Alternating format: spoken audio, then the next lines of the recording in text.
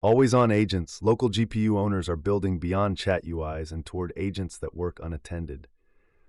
A new open-source, always-on assistant platform stitches together web automation with high-level orchestration so your GPU keeps producing while you sleep. It spins up full Chrome in an XVF beef environment, browses like a human via the browser use project, schedules tasks or runs on explicit cadences, and can email results over SMTP IMAP so you don't sit watching tokens. It supports multiple inference backends with load balancing, failover, and expects OpenAI-style JSON tool calling, making it compatible with engines like VLLM, where concurrent throughput matters. The creator's motivation is direct.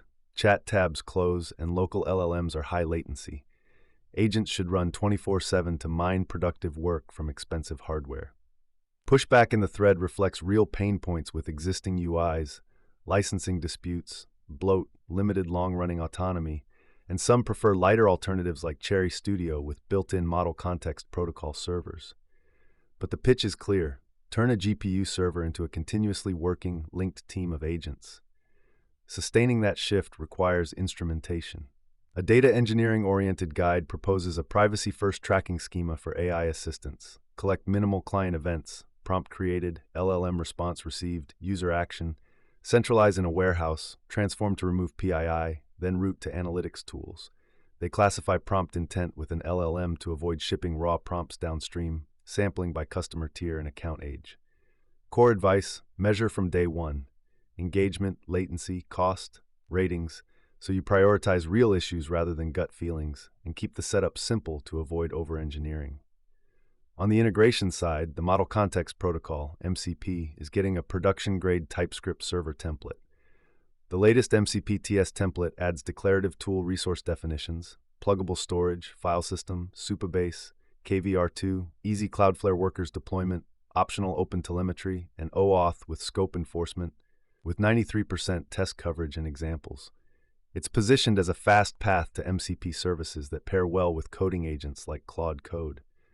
Meanwhile, a roadmap for scalable agents image sparked pushback. Some argue picking a framework isn't enough.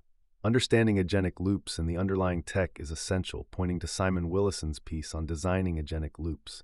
Others note the image is dated and more of a to-do guide than a roadmap.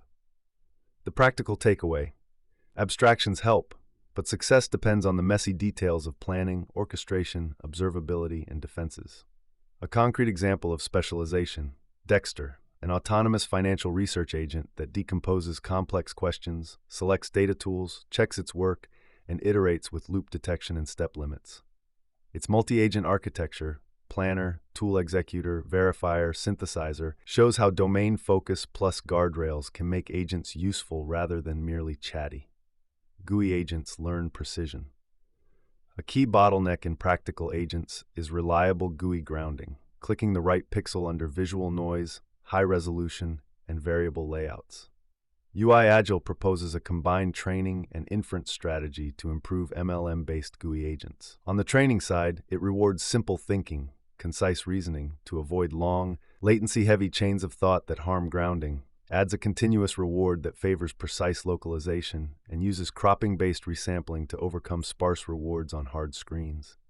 At inference, it decomposes grounding by breaking large screenshots into sub-images and uses a VLM adjudicator to select the best candidate. The results? State-of-the-art across benchmarks, including a 23% grounding accuracy gain on ScreenSpot Pro when combining training and inference enhancements, despite modest training resources, Porsche 9K samples, 2 epochs. The inference procedure is designed as a plugin that can uplift existing open-source models. For teams turning browser automation into dependable work, e.g., the always-on agents above, stronger grounding with lower latency is not academic. It's what prevents brittle automations from collapsing on real websites with messy UIs. The practical link is obvious. Agent platforms that use the web like a human benefit when models can both plan succinctly and click precisely. UI Agile's simple thinking stance mirrors what many users observe. The goal is task completion, not verbose inner monologues that slow everything down. Compress context, structure the web. Long context remains a cost wall. The GLM team's Glyph offers a different approach. compress long text by rendering it into images and processing with a vision language model. They report 3-4x token compression with accuracy comparable to strong baselines, e.g., Qwen 38B on long context benchmarks, yielding 4x faster prefilling/decoding and 2x faster SFT training. Under extreme compression, a 128K context VLM could tackle tasks at a 1M token scale. They emphasize a genetic search to optimize rendering for the accuracy compression trade-off and position glyph as broader than OCR, context expansion via visual channels rather than text tokens.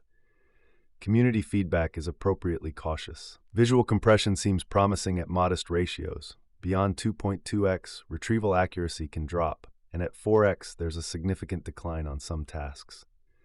Speed gains may only materialize for very large prompts where image token processing beats text prefilling, and model architecture, e.g. semi-linear attention, will shift the break-even point. Still, document understanding is a natural fit, and Glyph complements concurrent work like DeepSeek OCR that explores the same compression frontier from a different angle. For web-heavy workflows, structured extraction can sidestep long context altogether.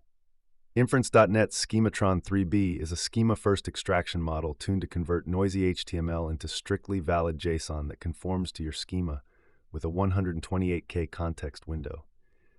On an LLM as judge evaluation, the 3B model approaches the 8B variant, and in a simple QA pipeline, pairing web search with Schematron's JSON extraction substantially boosts factuality.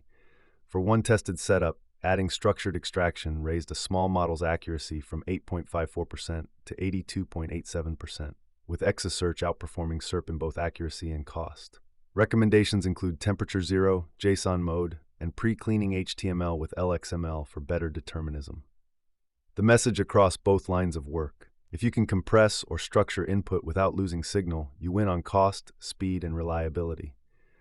Whether by rendering text visually or distilling HTML into typed records, the goal is the same: fit more of the world into a model's usable context while keeping outputs parsable and faithful. Cost, control, scaling. A vigorous debate reframed reasoning as a drawback unless it demonstrably improves outcomes for a given task. The concrete downsides: extra latency and often a wall of intermediate text that's useless to end users. Many agree it's task-dependent. Coding, math, and long context retrieval benefit. Simple questions don't. The crux is dynamic compute allocation. Spend intermediate tokens only when needed versus buying a larger, always-on model. As one quote puts it, LLM works better when it spreads its response over more tokens. Controls range from manual toggles to routers that decide when to enable reasoning, but routing can force you to load multiple models, and template-based switching is brittle. Creative writing remains a sore spot where reasoning traces can make style worse. Into that debate lands Inclusion AI's Ring 1T preview, an early look at a trillion-parameter thinking model trained with large-scale reinforcement learning, RLVR, on top of a Ling 2.0e pre-trained on 20T tokens. They report a 92.6 on AIM 2025 via pure natural language reasoning, approaching a claimed GPT-5 with thinking score of 94.6, plus better results on parts of IMO-style tasks compared to a smaller prior model. It's a preview with known issues: language mixing, repetitive reasoning, misidentification, but it's further evidence that scaling an RL for reasoning can yield large gains, if you can afford the latency and token costs and manage when to deploy them. The pragmatic synthesis is consistent with the agent stories above. Put reasoning on a budget, expose it through routing or task-specific skills, and instrument outcomes so you know when the extra compute was worth it. Coding agents under attack and on phones. Attackers are already exploiting the newest coding agent features. A security researcher demonstrated hijacking Claude Code's skills, reusable, callable procedures, via a classic trick updated for 2025, white-on-white text in a PDF that survives parsing. Parsers emit tokens. Agents treat them as legitimate instructions, an indirect prompt injection. The broader warning is that coding agents extend the CI/CD security boundary into the IDE, turning developer tools into a new gateway to the network. Velocity itself has become an exploit path. New features turn core in days, outpacing defenses. Against that backdrop, a practitioner review praises Claude Code Mobile as a credible glimpse of coding's future on phones. Fast, stable, multi-agent projects from mobile with session continuity across devices, environment spin-up, sandbox deploys, and agent management via tools like Agentic Flow and Flow Nexus. Secrets are handled cleanly, with a quirky limitation on hashtags and variable names, and the author claims to have built a full AI-driven game engine on device. Others counter that Replit and Codex were there earlier, and some developers still prefer multiple large screens for trust and visibility. The net, mobile dev is getting serious, but ergonomics and trust remain trade-offs. Reliability matters too. In the wild, users hit 500 internal server errors running Qwen 3 VL 235B Cloud via Alama.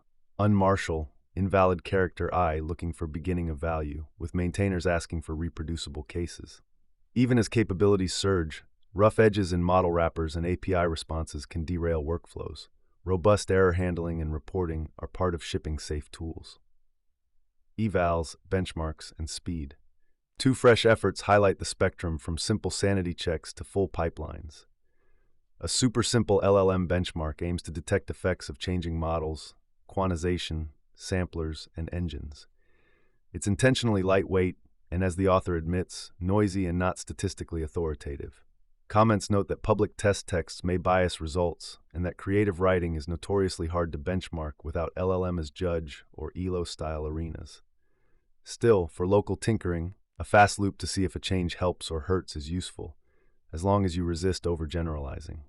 At the other end, Perplexity released a batteries-included evaluation framework for AI-first web search APIs, integrating engines like Perplexity, Exa, Brave, and representative Google SERP APIs into single-step and deep research agent harnesses. Benchmarks, Simple QA, BrowseComp, Frames, HLE are graded by LLM judges mirroring the official evals prompts, with reproducible runs and saved artifacts per task. For anyone building research agents, having configurable, repeatable evals across retrieval providers is a baseline requirement. Hardware speed tests are trickling in from the community too. One thread compares DGX Spark compiled llama.cpp performance against Apple's M4 Max, non-MLX.